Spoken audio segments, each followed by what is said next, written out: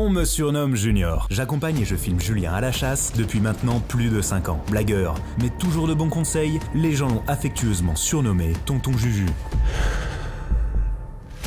Aujourd'hui, l'aventure continue. Nous parcourons la France et l'Europe à la découverte des territoires, de modes de chasse et de pêche. Aventure, rebondissements, moments de joie et de colère, mais surtout de franches rigolades. Bienvenue sur Expédition Nature.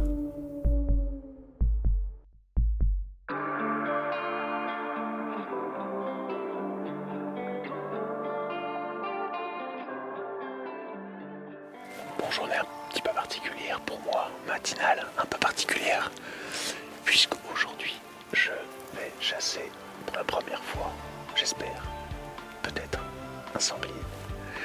On est dans un territoire où il y a beaucoup de sangliers, il y a une grosse population et on est mi-février à peu près et c'est pas rare de les voir sortir tôt le matin, tard le soir. Donc j'ai un peu la pression. Je sais que tonton Juju est sur une autre partie du territoire. J'espère que ça se passe bien pour lui et j'espère que ça va bien se passer pour nous aussi et qu'on va voir des animaux. Cela fait maintenant 4 ans que je chasse et fait notoire pour un chasseur français, je n'ai toujours pas prélevé de sanglier. En 4 ans, une seule occasion s'est présentée à moi. Et je l'ai loupé. Je chasse d'ailleurs peu en battu, préférant l'affût et l'approche à ce mode de chasse.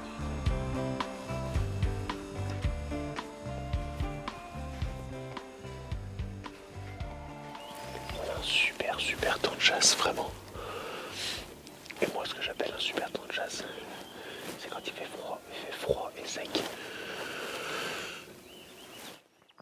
Parce que pour moi, toutes les conditions sont réunies pour pouvoir faire des approches silencieuses. Et sans que ça soit trop désagréable aussi. Même si des fois, sur certaines approches, le bruit de la pluie peut couvrir le bruit de nos pas. C'est quand même plus sympa quand on est au sec.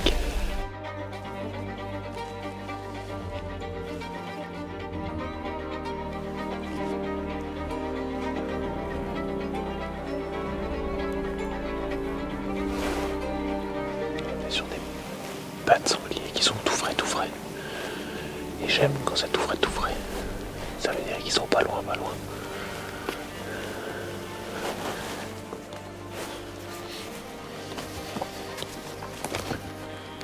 Alors en fait, là on vient de repérer 2 sangliers que par contre on sait pas si c'est sur notre territoire. Et dans le champ de Gab, quand il y a un doute, il n'y a pas de doute. Là on va essayer de se rapprocher et on verra mieux les limites en fait, exactement pour savoir où est-ce qu'on est. En effet, hors de question pour moi de prendre ce risque. Chasser un territoire qui n'est pas le nôtre a de trop graves conséquences pour que cela en vale le coup. Avec Pierrot, nous préférons nous rapprocher pour en avoir le cœur net. Mais se rapprocher, c'est aussi prendre le risque que les animaux nous repèrent et fuient. Difficile d'être discret au milieu de ces fougères et de ces branches mortes qui craquent sous nos pieds.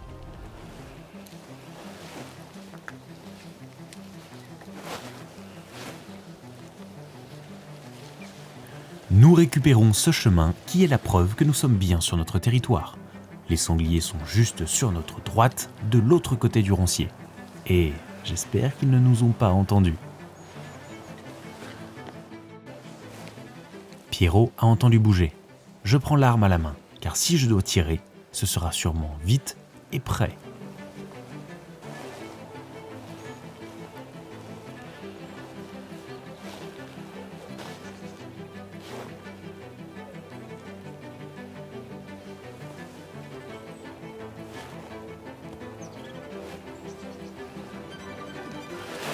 Bon, du coup, comme vous avez pu le voir, on a approché nos sangliers. Effectivement, on a eu la validation qu'ils étaient bien sur notre territoire, puisqu'en fait le territoire correspond à la bordure de la forêt. Et au moment où on est sorti tout doucement derrière le roncier, ils nous ont vus. Et ils sont allés se remiser dans ce dit roncier. Donc, c'est le jeu. Mais la matinée n'est pas finie. On garde espoir. En effet, la journée est loin d'être terminée. Julien nous a rejoints et a repéré au loin un sanglier rentré dans un roncier. On vient de repérer un sanglier assez loin. On va essayer de l'approcher pour pouvoir le tirer dans de bonnes conditions. Junior, il a la pression qui monte. Il est tout stressé. Après, il faut voir si t'es un peu. Mais sinon, tu peux l'approcher par le haut, tu vois. Faire tout le tour. Parce que là, si tu passes à découvert, il va toi. Oui, c'est sûr. Je pense que le mur sont d'accord. Il vient là-bas. J'ai de la chance. Julien a été guide pendant de nombreuses années avant de travailler chez Rivolier. Ses conseils sont précieux et je vais m'atteler à les respecter à la lettre. Après quelques centaines de mètres de marche, Julien me trouve une position de tir idéale, bien que pas toute proche, environ 220 mètres. Mais je suis bien installé sur la canne de pirche. J'attends que l'animal se mette de travers.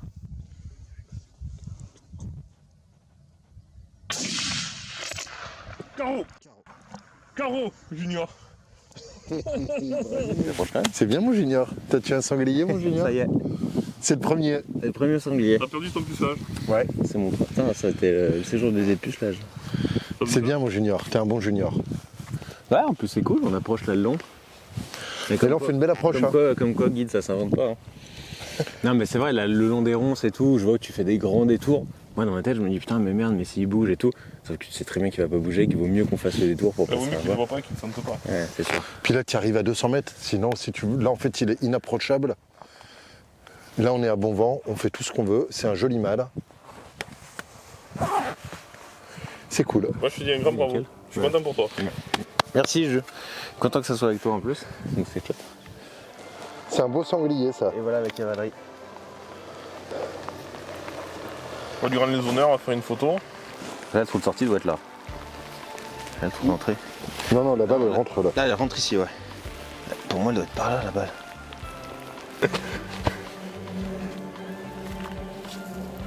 Et on le repère, il a quoi? 500 mètres, t'as dit 490? Ouais, 400 et quelques arrive. Et on fait toute une boucle pour arriver à 228 mètres. Ça veut dire 30? Sauf que c'est comme Non, 394. 228. Non, 228, ça D'accord. suffit. Ah, super. T'as fait un super tir, en plus c'est pas un calibre commun. On a tiré avec un 8.5-55. Et ça marche bien. Bah, preuve en est, hein. Ah ouais, ça marche comment, Totor? Coupé, on la garde pas, celle-ci. Donc, Bon, très, bah, très nickel. content. Et bah, allez, c'est parti. Allez, go! S'ensuit évidemment le traditionnel atelier de découpe. Et pendant ce temps, je suis déjà en train de réfléchir à comment est-ce que je vais le cuisiner. Et pour être franc, j'ai bien ma petite idée.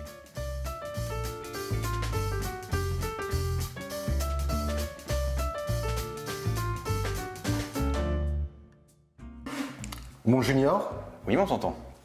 Kezako.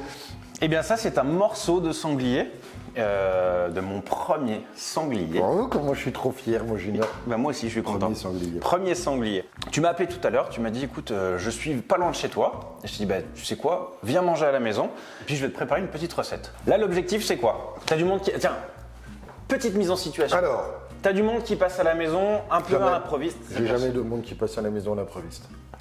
Vas-y, dis-moi. Une image, tout de suite, Fabien, une image de tonton seul dans sa cabane au milieu des bois. Eh ben les amis, je vais couper du bois en essayant de pas me couper une main ou un doigt ou une jambe ou un truc comme ça. Tu es chez toi, il y a du monde qui passe à la maison, un peu à l'improviste, il faut faire une recette. Bon, déjà un truc sympa, c'est quand même mieux, mais aussi un petit peu rapide. Ouais. Et en fait, souvent, moi, je me rends compte avec le gibier, sorti des morceaux que tu braises, que tu cuis à la poêle comme tu m'as appris à faire, bah, ça demande quand même pas mal de cuisson. En fait, on en avait déjà parlé de ça. Il y a un vrai truc qui est embêtant avec le gibier, c'est qu'effectivement, si le truc n'est pas anticipé, de décongeler un gros morceau, il faut qu'on soit au moins 10 et ainsi de suite. Beaucoup de gens, quand tu parles de gibier, il y a deux choses qui reviennent, c'est fort Ouais, tout à et fait. compliqué. Ouais, Ah exactement. ouais, mais c'est compliqué, il faut faire une sauce grand veneur. Non, non, non, non, non. Une des recettes que j'adore avec le cerf, la biche, les fans et ainsi de suite, c'est la viande, passer ça dans un hachoir, un steak haché, dans un burger et tout. On se régale. Même aller-retour. Même aller-retour. C'est délicieux. Hein. C'est délicieux, C'est ça délicieux. prend 3 minutes à faire et c'est top.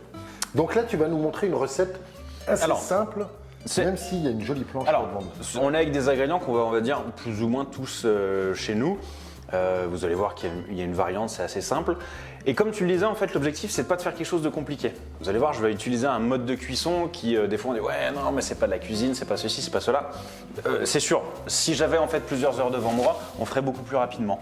Là, déjà, première chose, mon gigot de sanglier, C'est une épaule. mon épaule C'est de une sanglier, épaule. c'est une épaule Pourquoi de tu dis sanglier. c'est un gigot, c'est une épaule? Ouais, parce que j'ai aussi Toi, gigot, tu reconnais je pas, sais tu reconnais pas un gigot d'une Je ne sais épaule? pas d'avant, pas tardé. J'ai un mode décongélation sur mon four, je l'ai même utilisé, voilà, parce qu'en 1 heure, en fait, ça a été décongelé, donc hyper rapide, très simple à utiliser, ça me permet de sortir du gibier. Là, l'objectif, et je vais dévoiler la recette, je vais faire des tacos de sanglier sauce chimichurri. Sauce quoi? Chimichurri. Ouais, that's that. Ah, C'est Fabien, tu sais qui c'est chimichurri? est-ce que tu sais ce que c'est que la sauce chimichurri? Ah bah voilà, vous allez découvrir quelque chose. Chimichurri. La petite chourie. C'est chimie la chourie. C'est bon ça. C'est chimie la chourie. Donc, utiliser la cocotte minute, pourquoi? Exactement pour la même raison, parce qu'en fait, pour faire mijoter de la viande, pour qu'il y aura une nécessité plusieurs heures avant qu'elle soit bien tendre et filandreuse, là typiquement, après on va aller filocher à la fourchette, et ça aurait pris beaucoup de temps. À la cocotte minute, c'est beaucoup plus rapide. Pourquoi aussi c'est simple, voilà, dans ce que j'ai besoin pour la recette, finalement voilà, j'ai 2 bouteilles de bière qu'on va faire cuire la viande dedans, ça pourrait être du vin blanc, ça pourrait être du vin rouge, c'est vraiment faire avec ce que vous avez chez vous. Et puis au niveau de la planche, il n'y a rien d'exceptionnel. J'ai appelé ça tacos de sanglier sauce chimichurri, ça sera même pas une vraie sauce Peut-être parce chimichurri. qu'il y a du sanglier dedans.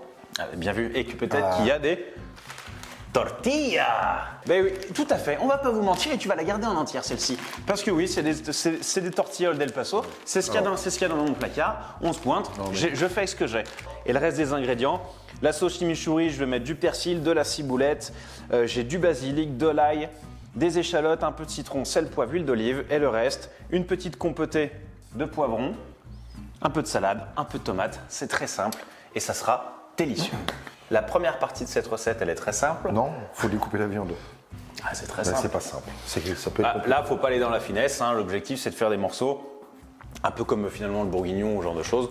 C'est de faire en sorte que la viande elle mijote. Donc, on s'embête pas trop. Encore une fois, l'objectif, c'est d'aller vite. C'est de préparer quelque chose qui soit prêt dans quelques heures à peine. Donc, découpage de la viande. Ensuite, on mettra ça à la cuisson. Préparation de la sauce. Chaminchon. Je vais même pas essayer, j'arriverai jamais à le retenir le nom de ta sauce. Chimichurri. Chimichurri. L'objectif de cette recette, c'est de faire quelque chose de rapide et de simple. Et une chose que m'a bien appris tonton Juju avec la venaison, c'est... Je sais pas. C'est même pas. Je sais pas. C'est... il faut bien faire, c'est sûr, faire au mieux, mais il faut pas trop se prendre la tête. Tu parles souvent de lasagne, de bolognaise à base de gibier. Ouais. C'est une idée qui est géniale. Alors ça revient à ce que tu disais tout à l'heure sur le fait de hacher la viande. Mais c'est génial et tu te rends compte qu'effectivement, sorti de marquer un morceau de filet dans le beurre qui est délicieux et une daube au vin rouge qui est délicieux, il y a plein d'autres choses possibles. Donc là, mon junior, tu vas mettre ça dans la cocotte. Je vais mettre ça dans la cocotte. Comme je disais tout à l'heure, j'ai de la bière, donc on va faire ça avec de la bière. Eh ben, c'est génial. Et puis après, je vais préparer la petite sauce. Chimichurri. Chimichurri. Ouais, j'ai gagné. Exactement. Jamais Et on va faire une petite compotée de poivrons, voilà. Et en fait, finalement, on va manger très rapidement.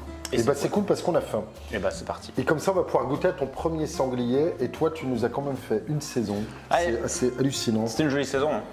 La saison des grandes premières. Ça c'est sûr. Toujours pareil, on l'a déjà dit pas mal de fois dans les épisodes. Junior faisait partie des rares chasseurs à pas avoir tué de sanglier. Tout à fait. Et tu t'es même dit à un moment donné, Camille, donc sa copine qui chasse depuis cette année, tu t'es dit mais elle va tuer son premier sanglier avant moi. Et elle aurait pu. Ah bah il y a eu... ça aurait pu arriver. T'as bien fait de mettre un petit coup de coude pour qu'elle tire à côté. Salaud, bah. J'ai mis 2 cliquets. Moi j'ai le premier... Donc sanglier. Il est là, fin de saison. Fin de saison. Mais avant, il y a eu ton premier cerf. Tout à fait. Ah, si tu remontes comme ça, c'est intéressant. Tu as eu ton premier mouflon. Ouais. Un agneau, mais c'est un premier mouflon. C'est de l'espèce au mouflon. T'en as loupé aussi, mais bon, ça, on n'en parlera pas. T'as fait quand même un truc qu'il n'y a pas énormément de chasseurs en France qu'on fait. T'as fait ton premier rélan. Hein? Elle est bonne, celle-là. Elle est cadeau, elle est pour moi. Et t'as fait quoi en premier? Brocard. Exactement. T'as fait ton premier J'ai brocard. fait mon premier brocard cette année aussi. Donc c'est l'année des grandes premières. Ouais. Et la saison prochaine, ça sera le premier quoi? Dindon.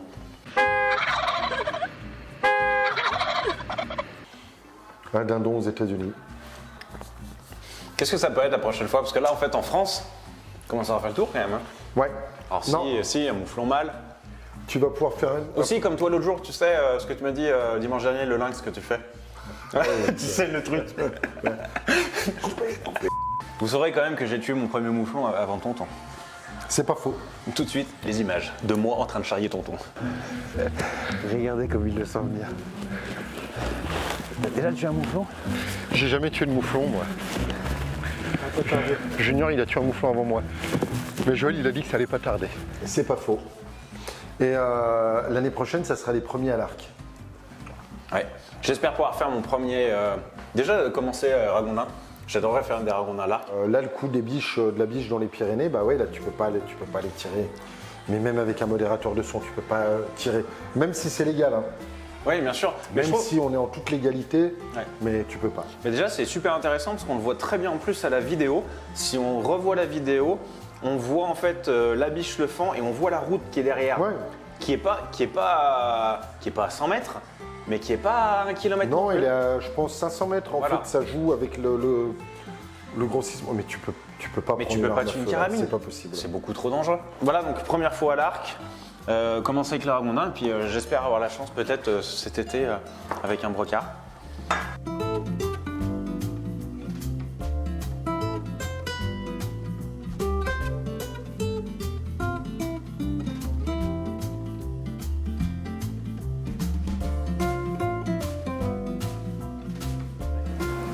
Je suis en train de pleurer, c'est les échalotes qui me font pleurer. Donc je prépare ma petite sauce chimichurri. Alors j'appelle ça une sauce chimichurri, mais je pleure vraiment en plus. C'est tellement triste ce petit sanglier qui avait rien demandé. Tout de suite les images. Voilà, je prépare une petite sauce chimichurri. Je dis ça parce qu'en fait c'est une variante en fait de la sauce qui est principalement composée d'herbes fraîches. Mais là je mets plein d'autres choses dedans. Je mets de l'échalote parce que normalement il n'y en a pas. C'est de la ciboule et pas de la ciboulette. Mais moi j'ai quand même mis de la ciboulette. En fait voilà, pour moi la sauce chimichurri c'est une base d'herbes fraîches et d'huile d'olive légèrement pimentée. Et moi j'adore ça parce que déjà je trouve ça super sain. Voilà, et ça se marie avec tout. Je mange ça avec du poulet, j'aime bien manger ça avec du riz. Et là vous allez voir en tacos, c'est juste délicieux. Je suis vraiment en train de chialer.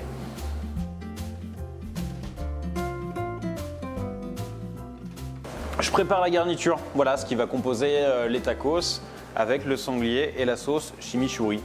Là je viens de la goûter, elle est bien aillée, elle est bien forte, tout comme j'aime. C'est déconseillé d'embrasser et d'emballer le soir. Toutes mes vannes ne sont pas bonnes. La garniture sur les tacos, autre point que j'aime bien de cette recette, surtout sur une recette qui est faite un peu à la dernière minute comme ça, c'est que finalement on met ce qu'on veut. Vous avez des crudités, là j'ai mis de l'oignon rouge, une belle tomate. Qu'est-ce que je vais mettre dedans? J'avais un petit morceau de laitue que je vais sortir aussi. Vous pouvez mettre des champignons, j'ai des haricots rouges. Des fois aussi j'aime bien mettre des haricots rouges dans les tacos. Je sais que c'est quelque chose qui se fait également au Mexique, et dans sûrement les autres pays du monde d'ailleurs. J'ai des cornichons qu'on peut sortir aussi, sauce aigre douce, voilà. Vous mettez absolument ce que vous voulez, je mets absolument ce que je veux. Et ça c'est chouette, voilà, quand on fait des recettes un petit peu sur le pouce comme ça, à la dernière minute. Qu'est-ce qui me reste? D'ici 15 minutes, ça fera 1 heure que la viande est en train de cuire. À côté, vous verrez, j'ai fait ma petite compotée de poivrons. Doucement, je l'ai fait griller au début, puis après feu doux tranquillement. Je pense qu'on va pas être mal. Je vais pouvoir commencer à dresser la table. Et puis voilà, après, chacun va faire son propre tacos et j'espère qu'on va se régaler. C'est bon, mon Junior? C'est délicieux. Comme on dit dans les Pyrénées, on va se la On va se régaler. Résultat, 1 heure. Allez, 2 heures. Une recette en 2 heures. Pardon, on terminera là-dessus. Je suis sûr que le bouillon, il est pas mauvais. En plus, le bouillon n'est pas mauvais. Il y a de quoi faire une sauce, vous pouvez lier ça. Là, tu disais effectivement de recongeler éventuellement, enfin de congeler les portions pour sortir et faire des tacos un peu sur le pouce. Il me semble que c'est toi aussi avec le reste des filochets qui prépare d'autres recettes derrière. Parce que là, vu que je le mélange à rien tout de suite sur le principe, chacun fait ses tacos sur son tortilla. Effectivement, mettre ça en bolognaise ou tiens, tu sais ce que j'ai envie de faire? J'ai des pommes de terre. Demain, je ferai bien un hachis parmentier. Ouais. Ça, c'est une bonne idée. Et on terminera là-dessus. À bientôt pour une recette de hachis parmentier. Ça, c'est une bonne idée.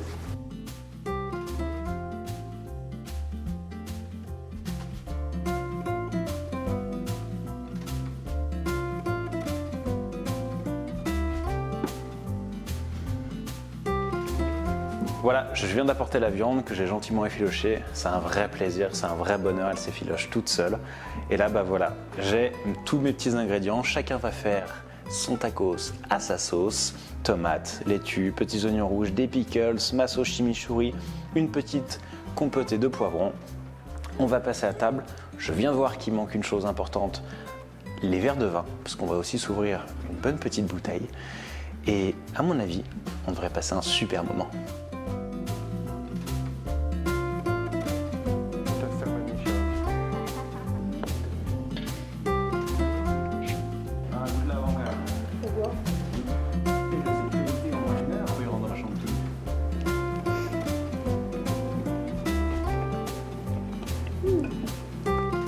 Les amis, avant de partir, n'oubliez pas de vous abonner à la chaîne, de liker la vidéo et de la partager à vos amis si elle vous a plu. Ça nous aide beaucoup et ça nous permet de continuer à créer de nouveaux reportages. À très vite!